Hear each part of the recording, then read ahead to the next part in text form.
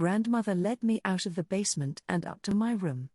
Thankfully Joey and Jacqueline didn't see me carrying on the way I had. Grandmother wanted me to take a bath, but I argued for a shower and she gave in.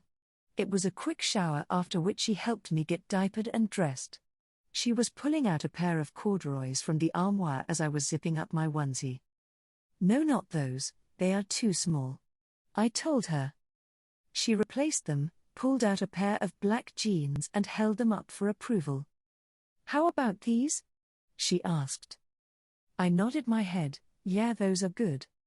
She helped me get dressed, which I guess was an excuse to talk with me. "The doctors said your mother will probably be staying with them for a week or so. Maybe in a day or two you will be allowed to go visit her." It had been explained to me when Mom went into the hospital that because of my age I wasn't allowed to visit her in there. It was something about kids carrying more germs than adults or some garbage excuse like that. At the time I bought it until I had overheard an earlier conversation as to why she was really in the hospital. "Grandmother?" I said softly. She was pulling a black and white striped shirt over my head. "Yes?" she said. My words came out so soft that I was surprised she could even understand me. "I know my mom took a bunch of pills." Grandmother stopped and looked at me as if she were trying to do a hands-free Vulcan mind meld with me. When she did speak, her voice was strained and brittle sounding. "Your mother is going to be just fine. Losing your father hit her hard." She swallowed before continuing, "But I promise you that she is going to be fine." I didn't say anything after that because I couldn't think of anything else to say. When I was fully dressed, I looked down at myself and thought how cool I looked with a black and white shirt, black jeans, and white trainers. Grandmother stood back and appraised my outfit. "You know what would go great with that outfit?" she said thoughtfully. I looked down at myself again before asking, "What?" But she had already taken hold of my hand and was leading me out of the room. "Come with me," was all she said. I followed her down the hallway and soon realized that we were heading to the forbidden room, her and grandfather's bedroom. Not even once in all the time we have been living with my grandparents had I stepped foot into their bedroom. It had been made completely clear that I wasn't allowed in there, and I never questioned that rule.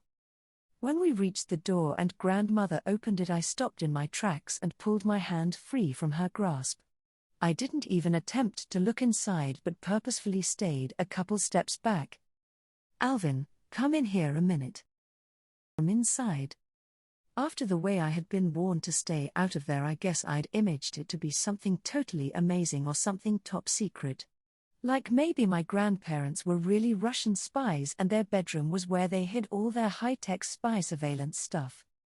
I hesitated for a moment before taking my first step into the Holy of Holies.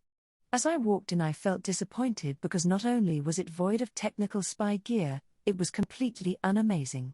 It was just another bedroom like all the other bedrooms in this enormous home. Granted, it was as lavishly decorated as the rest of the house, but still there was nothing to warrant the strict keep-out rule they had placed on their room.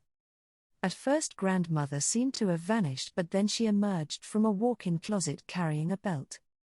"I nearly forgot I had this," she told me. It was a shiny white belt with a silver-colored buckle and matching eyelets that went the entire length of the belt. She had me stand by the closet door as she laced the belt through each loop in my pants, spinning me as she worked her way around.